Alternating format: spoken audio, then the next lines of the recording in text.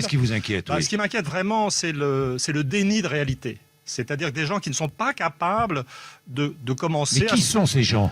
C'est des gens qui sont là aux commandes, c'est un mélange, c'est une sorte d'oligarchie très complexe, en gestation d'ailleurs, dans la forme... Qu'est-ce qu'une oligarchie? Expliquez aux auditeurs. L'oligarchie, c'est le pouvoir du petit monde, donc en fait, d'un petit nombre. Oui. Donc là, il y a ce qui s'est passé dans les 20 dernières années, c'est la montée en puissance d'une caste de super riches, mettons les 1% les plus riches de la population, je veux dire, qui s'appuient sur une idéologie dominante, ultralibérale, qui sont aux commandes des banques, de l'État, des agences de notation. Qui ont mis la main sur les États?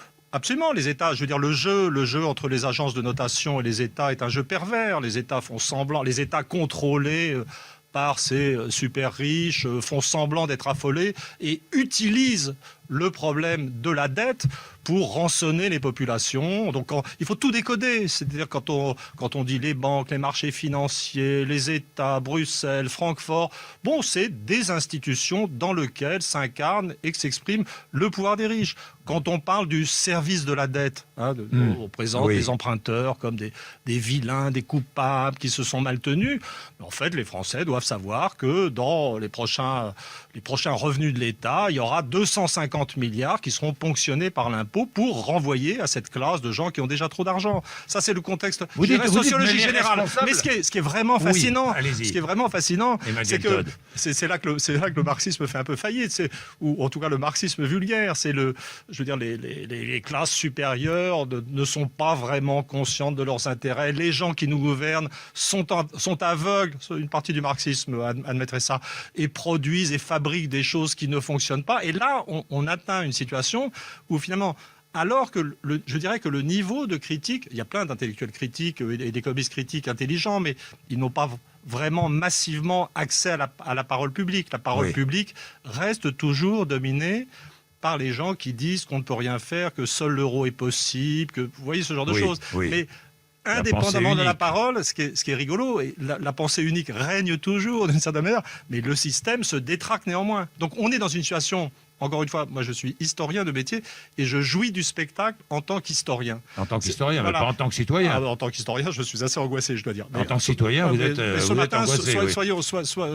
Soyons historiens. Les gens de la pensée unique ont réussi à totalement monopoliser le débat, à imposer leurs concepts, le libre-échange, la monnaie unique, qui d'ailleurs sont contradictoires entre eux, mais ils ne le savent même pas. Et ils ont gagné sur le plan idéologique. Et ce qui est fascinant, c'est de voir que maintenant, ce à quoi ils se heurtent, c'est l'histoire, c'est la réalité du monde. Ça ne marche pas. C'est pour ça que la situation est très particulière. Vous avez d'un côté une immaturité de la critique. Vous n'avez pas en face un camp organisé qui est pas capable de dire comment nous sortir du libre-échange, de l'euro et tout ça. Et puis vous avez ces types qui s'agitent et qui pensent qu'en se mettant d'accord entre eux, à Bruxelles ou ailleurs, je veux dire, ils vont produire quelque chose. Non, l'histoire est trop forte. De vos dernières déclarations, vous dites les plus riches, cette oligarchie, ce petit nombre de gens, les plus riches ont vu leurs revenus augmenter ces derniers mois et ces dernières années. Vous dites ils ont bénéficié d'une baisse de leurs impôts. C'est ce qui les met en situation de prêter aux États. Et voilà. Ils prêtent, ce sont les prêteurs, et finalement ce sont les prêteurs qui sont à l'origine de la dette. Si je comprends bien, ils ont incité les États à s'endetter. Oui, bien sûr. Et donc, on est dans une sorte de machine folle. Mais bien entendu, une société ne peut pas fonctionner correctement, quel que soit son système monétaire d'ailleurs, si de plus en plus d'argent va aux plus riches. Il y a un moment donné où la machine se détraque, parce que c'est le gros de la population qui consomme, qui travaille, et on ne peut pas rester dans une structure sociale où les 1% supérieurs accumulent des signes monétaires trop importants. C'est ça qu'il y a derrière toutes ces... Qu'aujourd'hui, il faut annuler la dette du vieux monde, vieux monde occidental. Non, mais de toute façon, elle sera annulée. Elle sera annulée. Elle sera annulée puisque en fait, la politique... On ne paie pas nos dettes. Non, mais la vérité, elle sera annulée. Donc je dis qu'il faut préparer le terrain. Je veux dire, il y a des choses qu'il faut préparer. Il faut commencer à préparer la disparition de l'euro, il faut préparer le défaut sur la dette, mais tout ça aura lieu parce qu'il faut bien voir ce que sont les conséquences mécaniques des politiques de rigueur pour les économistes sérieux du monde.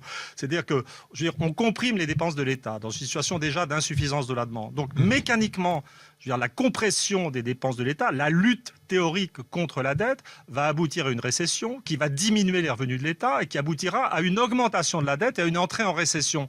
Donc bien entendu, on est dans une machine folle, je veux dire, qui conduit le système à l'explosion. C'est pour ça que ça n'est pas intéressant de réfléchir sur ces accords de Bruxelles. Voyez. Oui.